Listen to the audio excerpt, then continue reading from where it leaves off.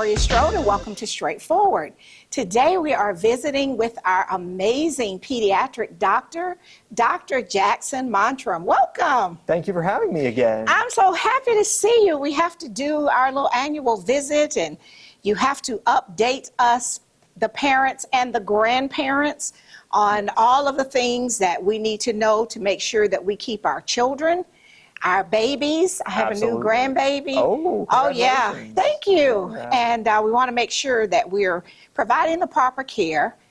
I believe personally in getting the proper vaccines. Yes. Of course, I'm a baby of days gone by, decades, but we always got our vaccinations. Absolutely. We had to have our shot records for school. Absolutely. I know we've had some changes on the political landscape about that, but that's what kept us alive, and it kept down disease in the public school system.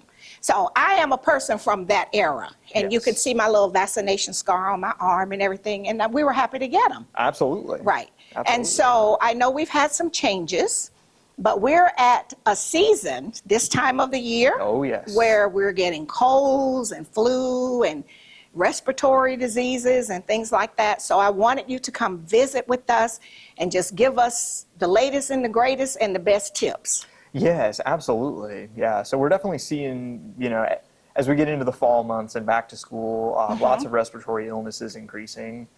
For example, we're seeing some more COVID cases. Really? Yeah. One of my friends work in education, and they were saying that since school started, COVID is really spreading. Because the children it's spreading among the kids in the classroom. Absolutely. Okay, so you're seeing it at the practice. Oh, yes. Okay. Yeah, we've had, we've seen cases of that. We've seen, not seeing a whole lot of flu and RSV yet, but those will be coming. Those are some of the typical seasonal viruses that we see. Seasonal viruses, okay. Yes. No, because if you're a new parent, you might not know that. Exactly. And if your child is going to daycare or to school and you're a new parent, you should expect that. Could happen. Definitely. Right. We don't want it to, but it could happen. Definitely. If they're engaging with other children. Absolutely. Yeah, because we have the main, and it's kind of turned into the main three viruses that we see. Okay. The big ones that we hear about are COVID, flu, and RSV. COVID, flu, and RSV. Yes. Not just for mature people like me, but for our kids as well. For everyone. Okay. Yeah, even the babies. Oh, yes. Okay. And the main tips are going to be, basic things like washing your hands, staying home when you're sick, especially if you have a fever. And we know that it's hard if people are working and, we don't always want to call in sick for every little thing. Some people want to call in sick, but you don't want us to call in sick for every little thing, and we shouldn't. Yeah, definitely. Yeah, sometimes we can just take, a little cold medicine and go on. But if it's serious, we really need people to stay home if they can. Absolutely. Right, because it passes from the adults to the children and all of that. Absolutely. Right.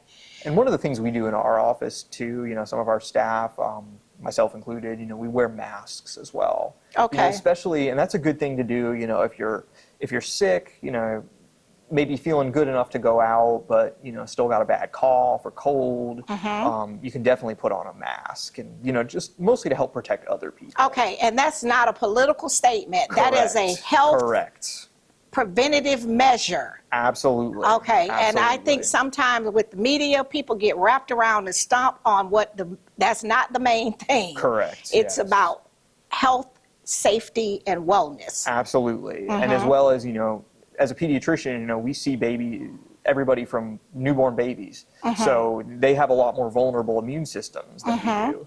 And so one of our duties is to help protect other people. And that's where I stand on that. It's nothing political. Right. It's just about protecting the health of yourself and others and your loved ones that may be more vulnerable than you. Exactly. And so with new babies, we get carried away, especially grandparents and family members. Everybody wants to love and kiss on a new baby. I was told that's not a real good thing to be doing.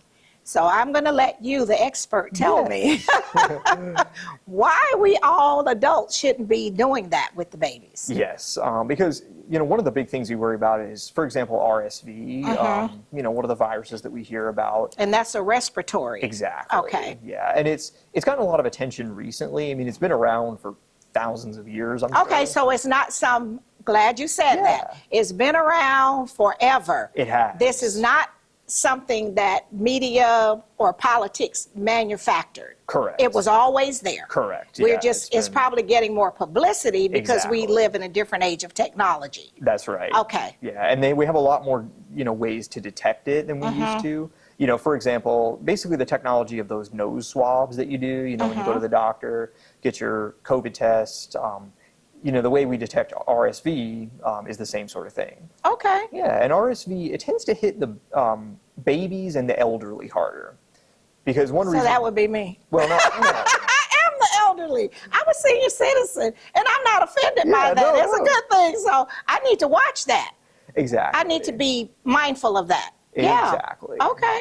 Yes, because with RSV, because babies have very small lungs and airways, and they just get a lot of mucus and congestion, and they're not as good at clearing it as we are. I know it sounds kind of gross, but no, but they don't know how. Exactly. Exactly. So a lot of them, and most babies that get RSV do okay, but there are some that have to end up in the hospital and on extra oxygen. And really? Oh yeah, it does happen. I mean, it's about 10% of those that get RSV, require hospitalization. But it can happen. It can definitely happen. And so all of the people that's so caught up with how cute the baby is, exactly, we shouldn't be breathing on the baby, kissing on the baby, and doing all of that. That's a little too much when the baby is so new. Exactly. Like one thing you can always do is kiss the toes. That's a good idea. Yeah, kiss with the cute little feet. Yeah. Exactly. Okay. And I'll sometimes tell my parents, when you're bringing them around grandparents, if you're not sure, have them put on a mask around the baby. And if they're not willing, then we don't want to offend them, but that's right. We want to keep the baby well. That's right. Because especially some of the really little babies, if they get RSV, they could potentially go apneic, which means basically they stop breathing. Really? Yes. So it's that serious? It is, yes. Okay. And especially RSV can be a little hard to detect because, a lot of people that have it don't even know it. Because for, older children and adults, it's essentially like a cold. Okay. Kind of like a hard So cold. That's the way it presents. Exactly. Okay. See, I'm glad you're telling me this. Yeah. So it just sounds like a little cold or whatever, or they think that's what we think it is. Okay. Yeah. And it's just because, the reason that is just because their airway, older kids, their airways are bigger. Right. Like, perfect example, you may see, hypothetical situation, you're working in the ER, you may see a family with like a 4-year-old in preschool, has a cold and cough. They have a 3-month-old baby who's, really working hard to breathe. We have what are called, one thing, if you're ever concerned about breathing, to pay attention to is the ribs. Because you may see the ribs kind of doing this type of motion. Those are called retractions. Okay. Yeah, and that means that the baby's really working harder to breathe. They're in distress. Exactly. So if you're seeing something like that, that means your baby needs immediate medical attention. See, you're smart. I'm glad we got you. Dr. Alapan was really on it when she selected you. So now, as a grandmother, I know what to look for. Exactly. Okay, so if the ribs are doing this, they're in stress. Exactly. Okay. Or if their nose is kind of flaring, like, those are all signs we look for of respiratory distress. Okay. All right. So what we're going to do is go to our first break to our sponsors, and we'll be right back. We'll be right back after word from some of our sponsors. Straightforward is brought to you by State Senator Ed Harbison, serving the citizens of Georgia's 15th Senatorial District and on the front lines for veterans every day. Progressive Funeral Home, family owned and operated since 1952. The George Ford legacy of high standards continues today in the compassionate and professional services provided. A touch of dignity for those who care. Progressive Funeral Home, 4235 St. Mary's Road, trusted by generations.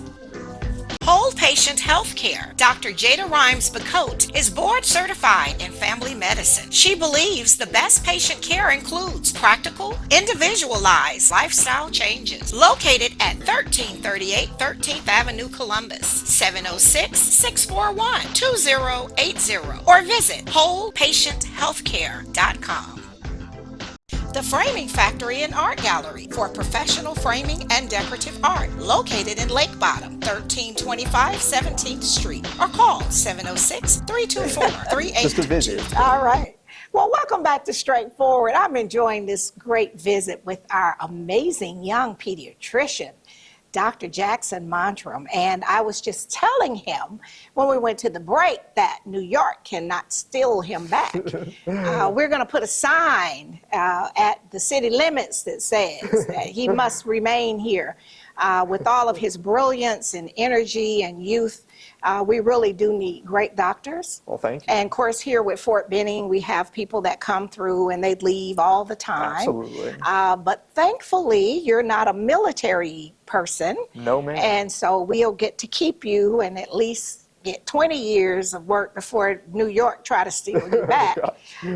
But yeah, I just think you are a great addition. Well, thank you. To the team with Dr. Alapan. Of course, she's sharp. Oh, yes. Very humble. Yes. Can never get her on TV because that's not her thing. But one of the best in this market. Oh, definitely. Yeah, and probably in the country. Yes. But definitely in this market. And I know of some that she's cared for them from babies to adults. They're young adults now. That's right. So we're looking for you to have that same legacy. That's my goal. And I'm telling the people in New York, we're not doing that. Okay. We're not, you got to stay It's here. okay. I'm not going back up there. I know, right? So for our older kids, Yes. because you all can see them up to what age? 18? 18. Okay. That's correct. And then our special needs kids. Yes. They can't always, they're like the babies. Exactly. They can't always verbalize because we have some that's on spectrum. We have some that might have Down syndrome or other exceptionalities. So when you're working with them, how do you have to watch and observe, like I just learned, if we're sick and we got that rib cage, now I'm a grandmother, I know that, I know to look for that. Absolutely. But what are some of the ways that you help parents and families with special needs kids? How do you identify? Because they're coming to you when they're sick. And they can't always verbalize. Yeah. So, I mean, one of the main things we look for is, the parents know them best. Okay. And, if they feel like, as a mother, if you feel like something's wrong, then, we take that seriously. Okay. And, I mean... They provide... Absolutely. What they think the symptoms are. Absolutely. And, they know what's best. And, I mean, part of what we look at, we do an exam and, make sure, see how the lungs are sounding. If the lungs sound clear, that's reassuring. A lot of times, too, people get concerned because sometimes people make noises like that sound like wheezing. Right. But it's all congestion in the upper airway. Of course, the only way to know for sure is to go to the doctor and get that looked at. Okay, congestion in the upper airway, which was what? Like your nose? Exactly, like nasal congestion. As we can say, a stuffy nose. Exactly. Okay, and we can have a stuffy nose without even having RSV or the flu or a cold. It could be from the allergies. Certainly could be. Okay, because we have the tree allergies and the flowers and pretty much everything you can be allergic to these days. Oh, just about everything. No, really. And in Georgia, of course, you've been here long enough now, and you went to medical school in Georgia to see all that pollen on the cars. Oh, my goodness. Then we have the fall pollen, I was told, from various trees. Yeah. And I didn't realize that until I saw it with the meteorologist and saying, well, this is ragweed time and this is that. So parents need to be tuned into that too. Absolutely. And increasingly, we hear about things like air quality too. If there's wildfires or somewhere, or like even, there have been cases of dust blowing across the Atlantic Ocean from the Sahara Desert. Right. Yeah, I mean, that can, in certain weather conditions, it can make it all the way here.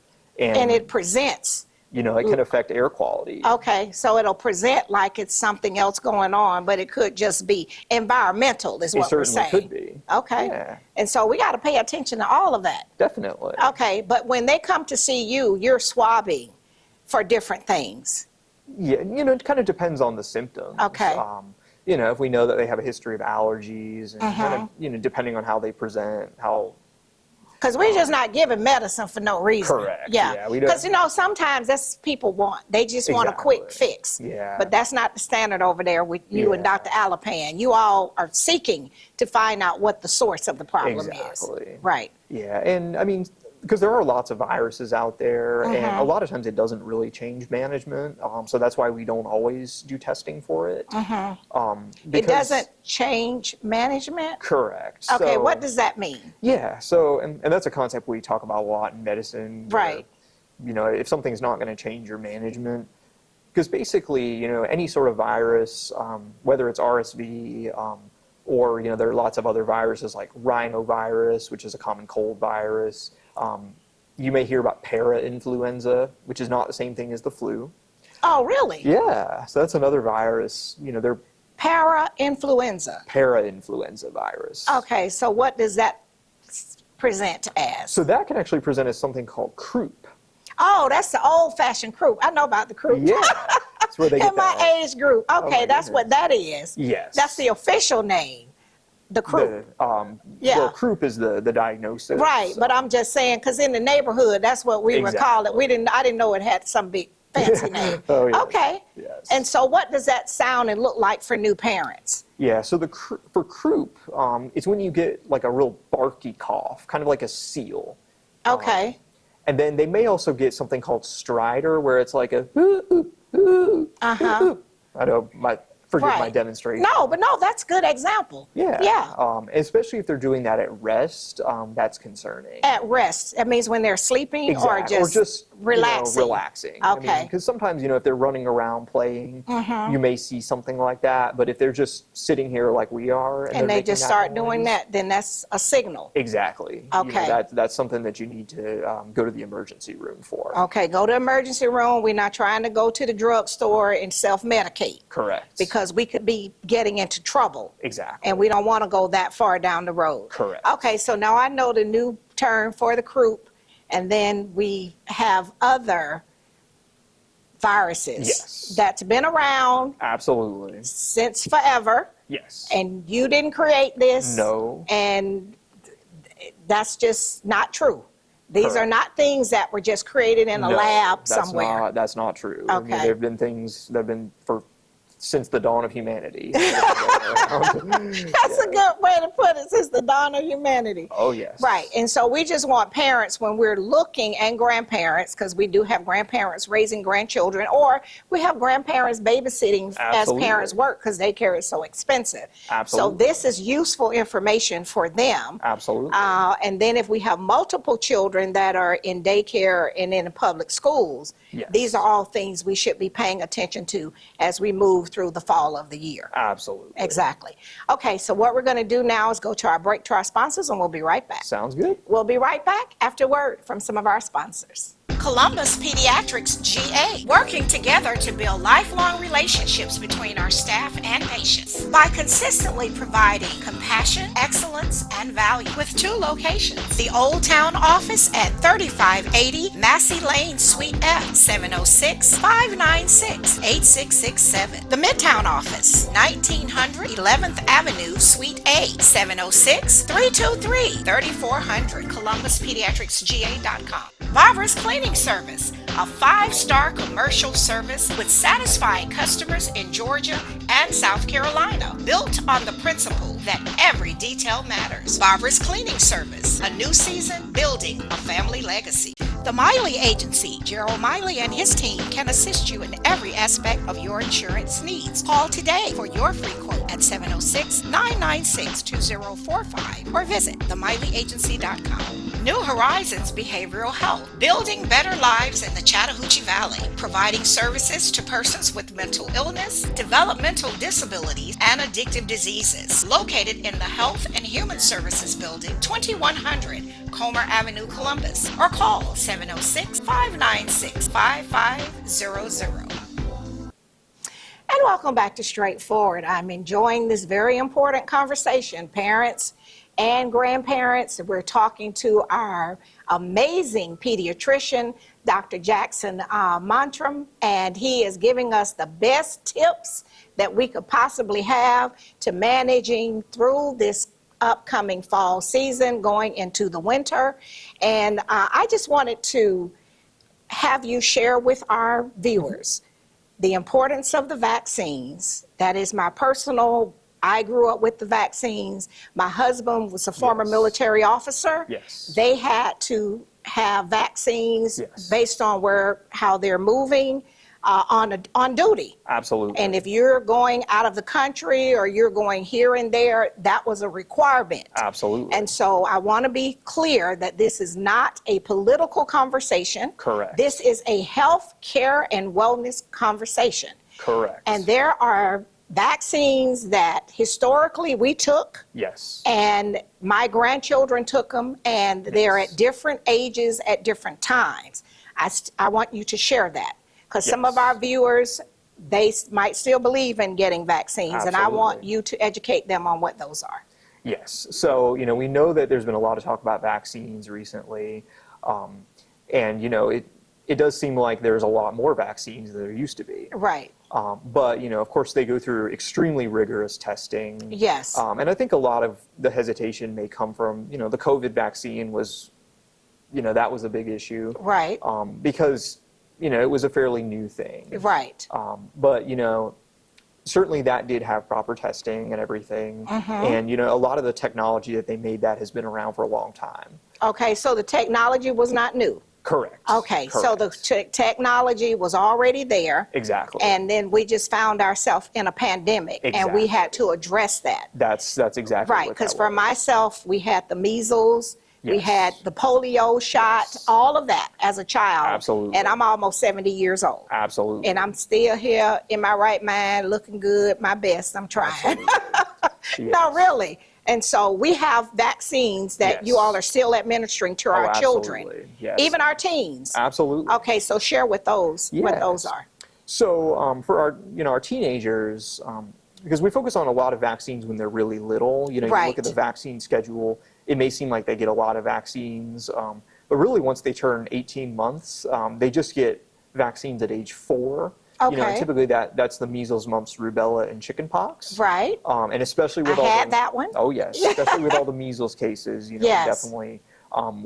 It's really, really important to get that. Right. And one of the, you hear about something called herd immunity. Which is basically because the measles is so contagious, you have to have a certain amount of the population be vaccinated. Right. Because you're not only protecting yourself, but you're protecting people that, there's some people that have certain autoimmune conditions. Right. Or various, that are on certain medications, like if you're on what's called a biologic. Right. Sort of, like some of the immunosuppressant drugs, like Dupixent, for example. They can't even get that vaccine yet. Right. So because it interferes with the body's immune response. So we have to protect those people by having everybody else get protected. Okay. Also, the measles, mumps, rubella vaccine is only, you can't even get it if you're under 6 months old. Okay. So there's a limit. Exactly. Okay. So they can't even qualify for it. So that's why it's really important to have enough people protected. That way our youngest babies are not at risk of measles. And they can live. Absolutely. Because you can die from the measles. You absolutely can. Okay. And, I think a lot of the issue is, people haven't seen cases of measles. Like I have never seen a case of measles I in my had life. measles before. Yes. As a child. And my sister had the mumps. And that was back in the 60s. Absolutely. You follow what I'm saying? Yes, ma'am. But I just want you to share that your children, your grandchildren can die from the measles. They certainly can. Okay. There were those. There was that child in Texas that died earlier this year. It certainly is possible. I mean, you do hear about people that get the measles. That got the measles way back in the 50s or 60s. And they survived, right. Exactly. Right. But, some people, they're the lucky ones. And then, there's also people that had permanent brain damage. Ah, see, I never heard Absolutely. that. Yes, Yeah. I mean, okay. there's, risk of permanent brain damage, certainly a risk of death. And, there's thought that Dr. Alapin and I were discussing, we think, the measles virus that's out there is more virulent, hits harder than the ones in the past. Oh, so it's a stronger exactly case of it than when we had it. It was a milder kind of Exactly. thing in the old days Exactly. when I had it. Yeah. Okay. And so our teenagers, there's one that I know my grandsons got. Of course, they're college students now. Exactly. But it's important, and I'm happy that they got it. Absolutely. And so what is that one? Yeah, so that's the meningitis vaccine. Okay. And we have a couple of different meningitis vaccines. There's one called the ACWY. Okay. And those are just stand for the different types of meningitis. That it different protects. types. Yes, ma'am. Okay. So I learned something. Yes. Right. And you can die from that. You absolutely Because can. I do know someone that lives in another county that died from that. Absolutely. Yeah, and then I have a friend that her son was like 18 or 19. Absolutely. He died from it. Yes, and even if you survive bacterial meningitis, because meningitis is an infection of your spinal cord and brain, because you have this fluid called that surrounds that area called the meninges. And if that gets infected, it's called meningitis. Right. And then that can cause, permanent brain damage, seizures. Even if you survive it. Exactly. Yeah. Okay. Seizures, deafness. You see. Deafness. Deafness. Okay, Yes. so you can no longer hear. Exactly. Okay. Yes. And so that's why that's the teenagers vaccine. That's right. Okay, and that's important to get that. Because That's you right. could be, playing Russian roulette with your kid's life. That's exactly right. And, one of the reasons that, you hear about the meningitis B vaccine, which, schools don't require it, but a lot of the colleges require it. Right. Because you have a lot of young people living in a dorm together. Yes, I lived That in the is- dorm myself. Yeah. There's a very high risk of meningitis spreading. And that's why, like, military barracks, things like that, it's really important to have that vaccine to get that protection.